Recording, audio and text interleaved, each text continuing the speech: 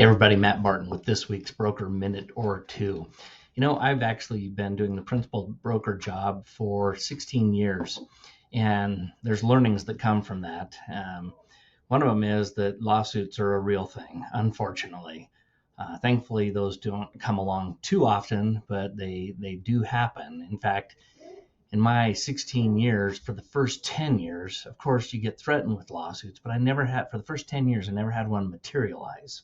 And in the last 6 years, I've watched the people willing to go forward with litigation increase and become more prevalent. And so this is just a warning to you, just because in years past, it wasn't as big of a concern.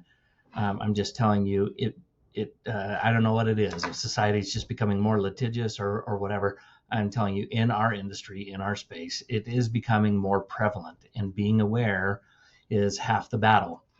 So 2 weeks ago, coincidentally, we had a summons for a lawsuit being filed, mostly about a builder, but we always get lumped in, and our agent gets lumped in. So we become defendants, right? And that's never a pleasant experience. And so I'm sharing this with you almost kind of like as the scared straight thing to get your attention, because I want to share some good news with you, right? So the first point I want to drive home on this is I hope you guys understand, as your principal broker, your area brokers, our office managers, our TCs, those all fall kind of under my purview, and one of our core tenets or drives or motivations is to protect the company, to protect our agents, and to protect our clients. We really do take that seriously. So sometimes when we come out with something administratively, I hope you understand it's coming about predominantly because we're trying to adhere to those three things, okay? Because there's coincidentally, there's kind of three areas to be concerned about. And I would say to a certain degree, in order of getting more and more serious, you have your code of ethics, right? The second one is the division of real estate and being sanctioned by them, which often involves a fine or some re-education. And if serious enough or frequent enough, you can find yourself without a license, which is a big deal because then you lose your livelihood. And then the third one, of course, is litigation. Okay, the good news is that we are a company, and trust me, not all brokerages have an errors and omissions insurance policy. That is not actually required by the state, but we are a good actor, a responsible company. We have an errors and omission policy in place to protect us, our agents, and clients. And in conjunction with this this recent summons that we got, I was talking with our insurance provider and brought up an interesting point. So like any insurance policy, just like on your car, we have a deductible. And in your ICA, if it's something that has come about on one of your transactions, the deductible is the agent's responsibility. Some agents are surprised when they find that out, but that is just almost always the case at all the companies I have been at or know of.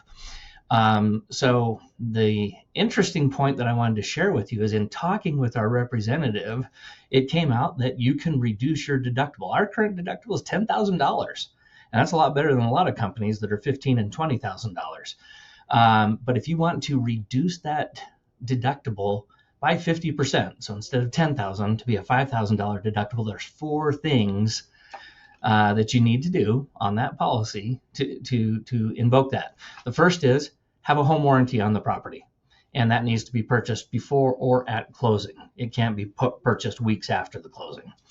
The second one is, and you'll love this one, and this is why our office managers are sticklers on this, to have seller's disclosures signed. And in their case, in CNA Insurance's criteria, they require that it be signed by both parties. Now, the only reason I make that distinction is the REPC requires that our sellers provide the seller's disclosures. There's no further requirement contractually. But if you want this deductible, then you should get a signed copy back with the buyer's signatures on it. That's always been our position, that we will always strive to get that. But if the other side just refuses to provide it, we're not going to hold up your file or your transaction. But now you know there's additional motivation to get the signed copy back to the office and uploaded to SkySlope. The third item is to have a home inspection performed. Okay. So, I think that's always good policy to recommend to our buyers. They say there's a carve out for this, or you provide something like the HUD has a form that talks about the value of a home inspection and why you should have one. If you, as an alternative to actually having the inspection, if you provided that form to our client, a buyer in this case, and you provided a list of 3 possible home inspectors, and you can document that, you've jumped the third hurdle. The fourth one is, and this is a thing, right, is to use a contract in the transaction that is approved by your state division of real estate or approved by your realtor board association. The good news is the vast majority of our contracts are people use a state approved form, but we all know that builders, for instance, will have their own contract. And so there's some exposure there. Anyway, again, I will finish with where I started. Thankfully, these don't come along too often. One of my favorite phrases with the office managers, TCs, and brokers is, you know what? It's never a problem until it's a problem. And so what's the old saying? An ounce of prevention is worth a pound of cure. If you can incorporate these 4 things as much as possible into your transactions, if or maybe when something finally goes sideways, because I have agents say that all the time, well, it's never been a problem for me. I'm just like, oh, well, the clock's ticking, because eventually all of us are going to get involved in something that we didn't anticipate. But if you can incorporate some of these items, it makes it a lot easier to navigate. Not only are you more well documented, but it actually has a financial benefit for you in reducing your deductible. I hope that's helpful information. Please understand that these are the motivations of why our office managers reach out to you, to make sure we have complete files, so that when something like this happens, or if a complaint is filed with the Division of Real Estate, or whatever the case may be, we're well documented and we can show that we have a process to ensure the quality of our transactions. I appreciate all you guys do. You're fantastic realtors, and have a great rest of the week.